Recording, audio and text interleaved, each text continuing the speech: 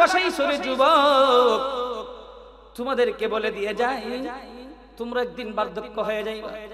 বার্ধক্য আসার আগে তোমরা তোমাদের যৌবনের কদর করো। যৌবনের কদর কিভাবে করবা?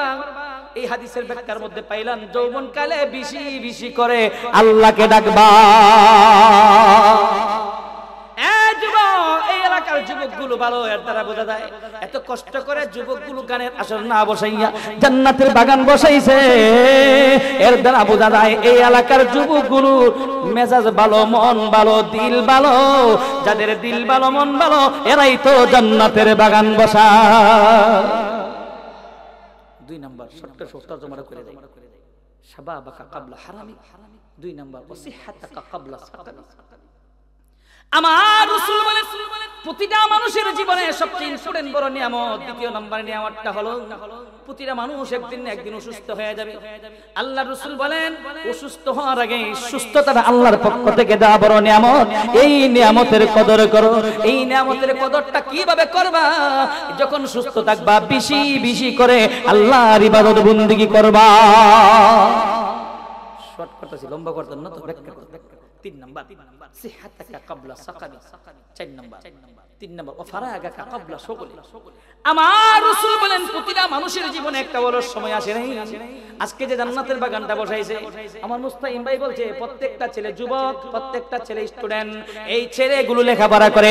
ও যুবক, আমি তোমাদেরকে বলে দিয়ে যাই এই পৃথিবীর ইতিহাসে যারা দামি হয়েছে, পৃথিবীর ইতিহাসে যারা মূল্যবান হয়েছে রে, তোমাদের মতো যুবক তারাও ছিল। এরা কিভাবে দামি হয়েছে? দামি হওয়ার কারণ একটাই, এরা সময়ের মূল্যায়ন করেছে।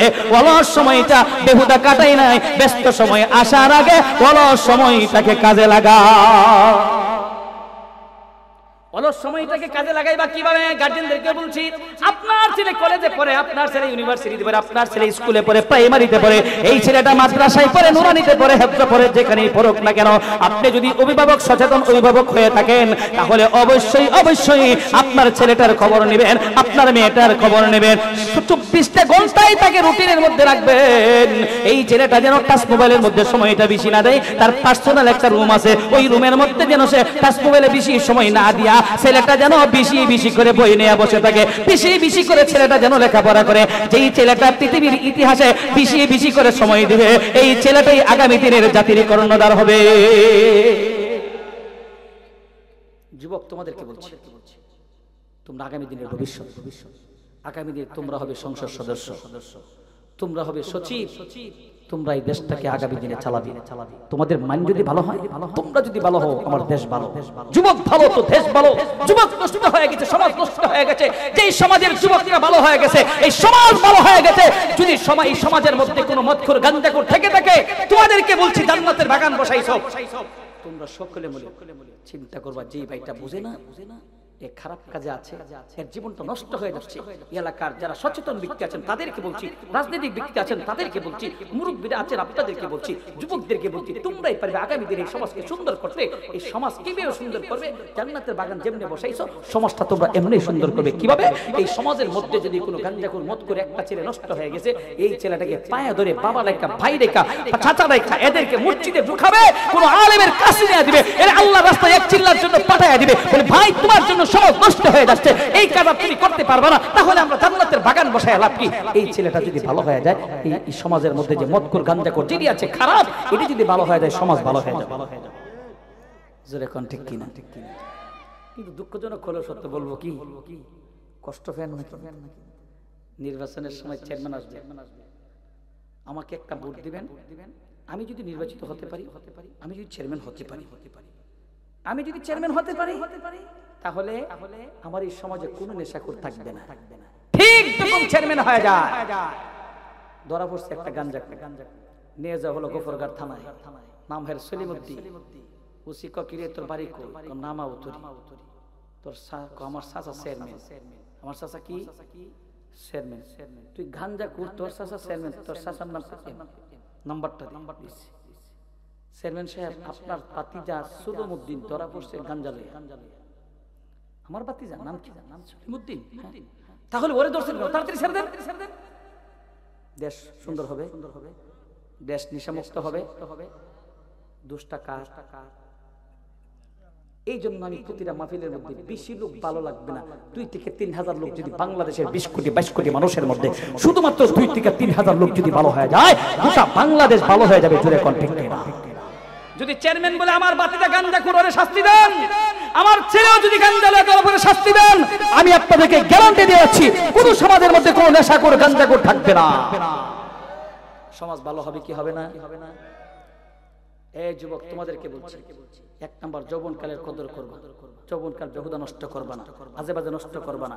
2 নাম্বার শারীরিক সুস্থ আছো, সুস্থ সময়টাকে কাজে লাগাও। 3 নাম্বারে কি করবা? অলস সময় কাজে লাগাও।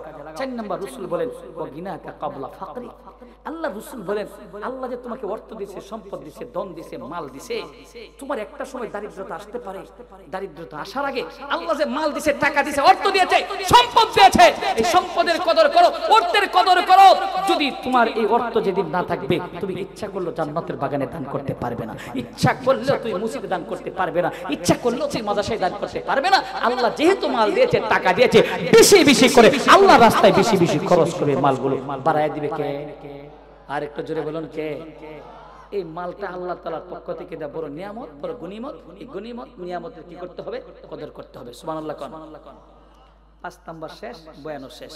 আমার রাসূল বলেন ওয়া হায়াতাকা ক্বাবলা মাউতি, আল্লাহ রাসূল বলেন প্রতিটা মানুষকে আমার আল্লাহ একটা ছোট্ট জীবন দিয়েছেন, এই জীবনের কদর করতে হবে, জীবনের মূল্যায়ন করতে হবে, প্রতিটা মানুষের জীবনের হিসাব নেওয়া হবে।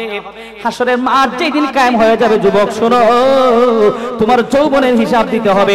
2 নাম্বার কিভাবে মালগুলো উপার্জন করেছো, কিভাবে খরচ করেছো, প্রত্যেকটা মালের হিসাব আল্লাহর কাঠগড়ায় দিতে হবে। এবার চিন্তা করে দেখো, মালগুলো ঘুষের উপরে আনছো নাকি মালগুলো সুদের উপরে কামাইছো?